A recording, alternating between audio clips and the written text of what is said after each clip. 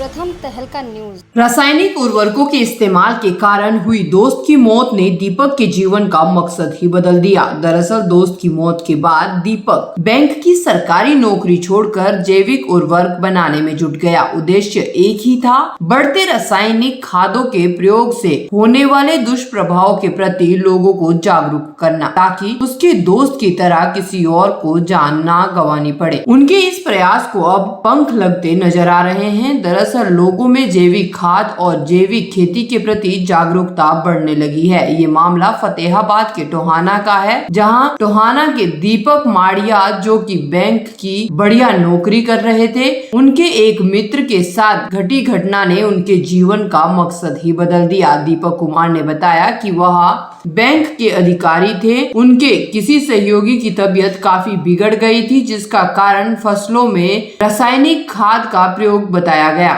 जिससे उनका इरादा बैंक की नौकरी छोड़कर जैविक खेती करने में बदल गया, जिसके फलस्वरूप उन्होंने कुछ साल पहले ही सरकार के सहयोग से बायोगैस प्लांट भी लगाया। वहीं जब इससे बनने वाले उत्पादों के बारे में अधिक जानकारी प्राप्त की तो पता चला कि जैविक खाद फसलों के लिए बिल्कुल भी हानिकारक नहीं होता है, जबकि रासायनिक खाद से की गई खेती मनुष्य के शरीर और अंगों पर बुरा असर डालती है, जबकि जैविक खाद फसलों और जमीन के लिए किसी वरदान से कम नहीं होता।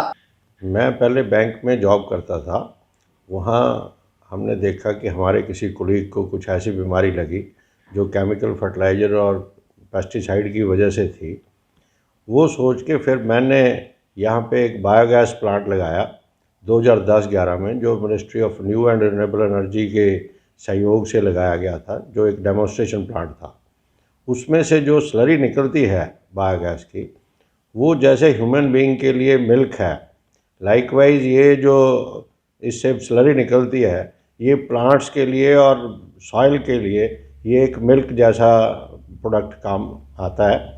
फिर इसको देखते हुए आगे आगे जैसे और हम इसके अंदर घुसे तो मैंने देखा कि इसमें और बहुत सारे प्रोडक्ट्स हैं जो यूज़ किए जा सकते हैं ऑर्गेनिक खेती के लिए। केमिकल फर्टिलाइज़र्स सॉइल के लिए नुकसानदायक थी, और जैसे जैसे हम लोग पराली जला रहे हैं और उसमें ऑर्गेनिक कार्बन काफ़ी कम होता रहा, उसको देखते हुए हमने फिर ये ऑर्गेनिक का मैंने प्लांट लगाया यहाँ पे मैन्युफैक्चरिंग का, जिसमें हम प्रोम और बायो फर्टिलाइज़र्स काफ़ी मैन्युफैक्चर कर रहे हैं। जैसे बैक्टीरियल माइक्रोब्स होने चाहिए सॉइल में, जिससे एयर से भी और सॉइल से भी फिक्सेशन अपने आप कर लेती है बैक्टीरियाज। उससे जो सिंथेटिक फर्टिलाइज़र्स है उसकी कमी ज़्यादा महसूस नहीं होती। 15 से 20% तक 25% तक उसकी नाइट्रोजन ये एयर से और सॉइल से फिक्सेशन करके अपने आप बना लेते हैं। और दूसरी तरफ आ गया जैसे PSB वगैरह बायो फर्टिलाइज़र्स हैं, वो भी 20-25% फिक्सेशन सॉइल से कर लेते हैं, एनवायरनमेंट से कर लेते हैं। तो क्या ये सारे किसान यूज़ करते हैं इसको या? हाँ, ये किसानों के लिए है, जिससे काफ़ी आगे बाहर से हमें इंपोर्ट भी नहीं करना पड़ेगा फास्फोरस, अगर ये करने लग जाएं, और लोगों की सेहत से भी खिलवाड़ नहीं होगा। जो आज लोग दुनिया बीमार हो रही है डिफरेंट बीमारियों से, और अब सरकार भी काफ़ी इसमें आगे अग्रसर है, क्योंकि हमारे पास इंपोर्ट करने में बहुत सारे फॉरेन करेंसी हम वेस्ट कर रहे हैं। वो सब इसको देखते हुए मैंने ये सारा किया, और मेरी जो खाद है वो 3-4 स्टेटों में जा रही है, जैसे हरियाणा, हिमाचल, पंजाब, जम्मू एंड कश्मीर।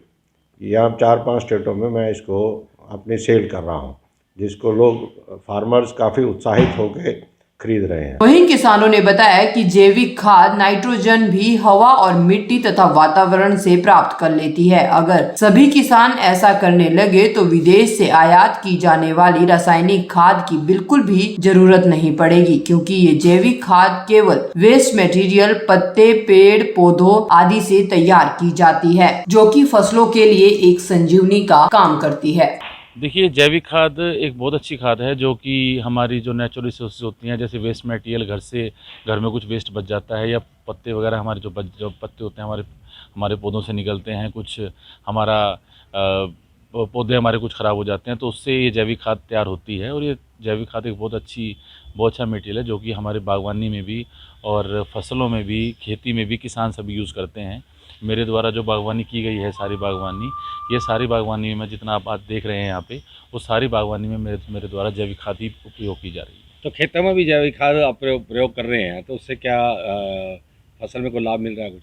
नहीं, देखिए, जैविक खाद से फसल थोड़ी कम तो बेशक होती है, लेकिन जो हम फसल में जैसे हम गेहूँ खाते हैं, तो अगर हम आम तौर पे जो बाज़ारों में जो खाद मिलती है उसके अंदर काफ़ी तरह की बीमारियां भी होती हैं। तो जैविक खाद से जो हम गेहूँ खाते हैं वो हमारे शरीर के लिए भी, स्वास्थ्य के लिए भी काफ़ी हद तक लाभकारी होती है। आप एक किसान हैं, तो उसमें आप अपने खेतों में कितने तौर पर प्रयोग करना शुरू कर दिया आपने? देखिए, मैं खुद जैविक खाद जो मैं खुद तैयार करता हूँ, मैं तो वही प्रयोग करता हूँ। और जो भी मेरे खेतों में जो भी तैयार हो रही है, गेहूँ है, ये बागवानी आप देख रहे हैं, पेड़ पौधे हैं जो मेरे द्वारा लगाए गए हैं, जितने भी हैं यहाँ पे फूल वगैरह हैं, जो कुछ भी है, तो मैं इनमें सब में जैविक खाद प्रयोग करता हूँ। अरे जैविक खाद भी डालते हैं और रासायनिक खाद भी डालते हैं जी।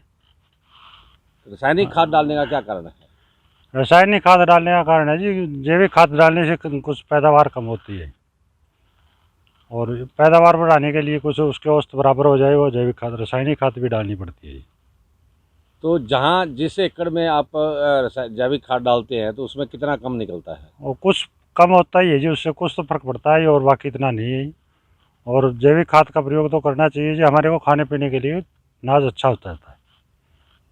तो उससे स्वास्थ्य पे भी अच्छा असर पड़ता है? स्वास्थ्य के लिए अच्छा असर है जी, तभी तो वो करते हैं जी। खाने की कनक अलग से होती है और बेचने वाले कुछ एकड़ में वो रासायनिक खाद भी डाल देते हैं और फर्क होता है।